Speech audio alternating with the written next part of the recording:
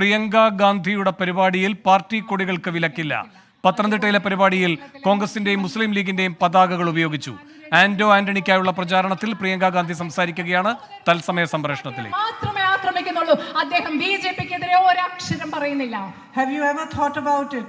His name came up in so many scams, Life Mission and Gold Scam and so many scams.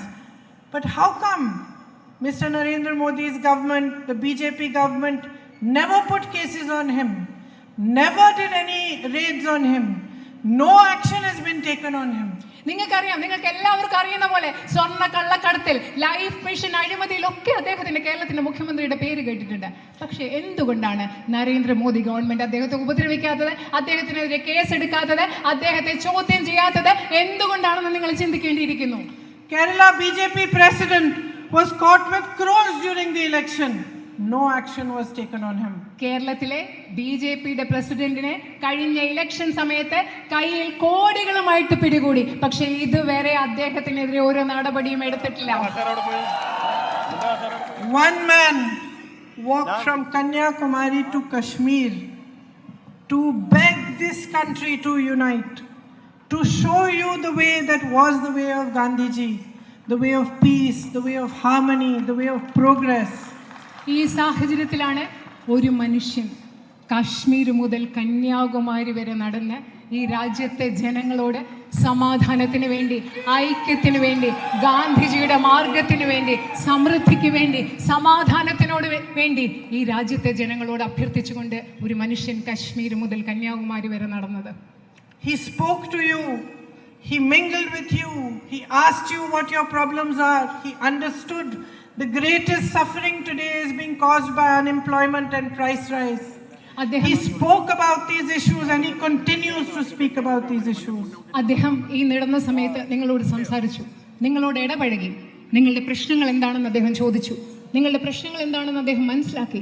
ഈ പ്രശ്നങ്ങളെക്കുറിച്ച് അദ്ദേഹം സംസാരിച്ചു. അതുമാത്രമല്ല, ഇന്നും ഈ രാജ്യത്തെ ജനങ്ങളുടെ പ്രശ്നങ്ങളെക്കുറിച്ച് അദ്ദേഹം സംസാരിച്ചു കൊണ്ടേയിരിക്കുന്നു. അതുമാത്രമല്ല, ഈ രാജ്യത്തെ ഏറ്റവും വലിയ പ്രശ്നം തൊഴിലില്ലായ്മയാണെന്നും അദ്ദേഹം മനസ്സിലാക്കി. This man raises his voice against injustice. He stands for the truth. He fights for the truth. He fights for democracy. And the Chief Minister of Kerala only attacks this one man. ഈ മനുഷ്യൻ അനീതിക്കെതിരെ അദ്ദേഹത്തിന്റെ ശബ്ദമുയർത്തുന്നു. അദ്ദേഹം സത്യത്തിന് വേണ്ടി സംസാരിക്കുന്നു. അദ്ദേഹം ജനങ്ങൾക്ക് വേണ്ടി സംസാരിക്കുന്നു. അദ്ദേഹം ജനാധിപത്യത്തിന് വേണ്ടി സംസാരിക്കുന്നു. എന്നിട്ടും ഈ കേരളത്തിലെ മുഖ്യമന്ത്രി അദ്ദേഹത്തെ മാത്രം വിമർശിക്കുന്നത് എന്തിനാണ്? അദ്ദേഹത്തിനെതിരെ മാത്രം സംസാരിക്കുന്നത് എന്തിനാണ്?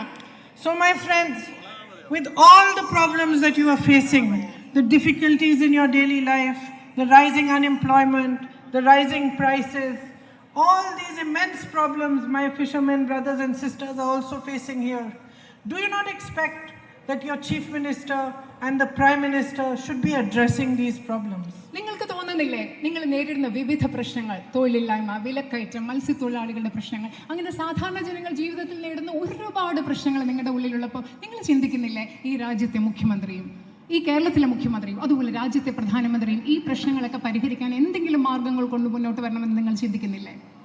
When there is violence against women, which you know that we women are facing across the nation, not only the central government in the BJP, but your state government also protects the culprits instead of punishing them.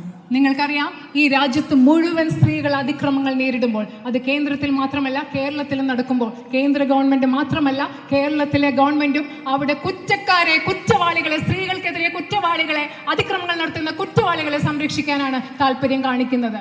In Kerala you saw this in Vallayar, Pallathai and Vandiperiyar cases. വാളയാറിൽ നിങ്ങൾ കണ്ടു, വണ്ടിപ്പെരിയാറിൽ ഈ സാഹചര്യം നിങ്ങൾ കേരളത്തിൽ കണ്ടു. The whole country watched when a soldier's wife was paraded in front of the whole country in Manipur and molested, and the government turned its back on her. നിങ്ങൾക്കറിയാം, ഈ രാജ്യം മുഴുവൻ കണ്ടതാണ്. മണിപ്പൂരിൽ ഒരു പട്ടാളക്കാരന്റെ ജീവിത പങ്കാളിയായ സ്ത്രീ അധിക്ഷേപിക്കപ്പെട്ട് അവരെ നഗ്നയായി രാജ്യത്തിന് മുൻപിൽ പരേഡ് ചെയ്തപ്പോൾ ഗവൺമെന്റ് ഒരു പിന്തുണയ്ക്കും ആ സ്ത്രീയുടെ ഒപ്പം നിന്നില്ല എന്നുള്ളത് ഈ രാജ്യം മുഴുവൻ കണ്ടതാണ്. The rapists of Bilkis Bano were released and welcomed with garlands by BJP workers.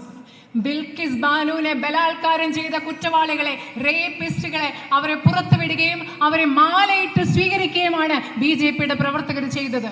The perpetrators of rapes and murders in places like Hathras and പത്തനംതിട്ടയിൽ പ്രിയങ്ക ഗാന്ധിയുടെ തെരഞ്ഞെടുപ്പ് പ്രചാരണം നടക്കുകയാണ്. രാഹുൽ ഗാന്ധി മുഖ്യമന്ത്രിക്കെതിരെ എന്തൊക്കെ ആരോപണങ്ങൾ ഉന്നയിച്ചോ അതേ ആരോപണങ്ങൾ ആവർത്തിക്കുകയാണ് പ്രിയങ്ക ഗാന്ധി.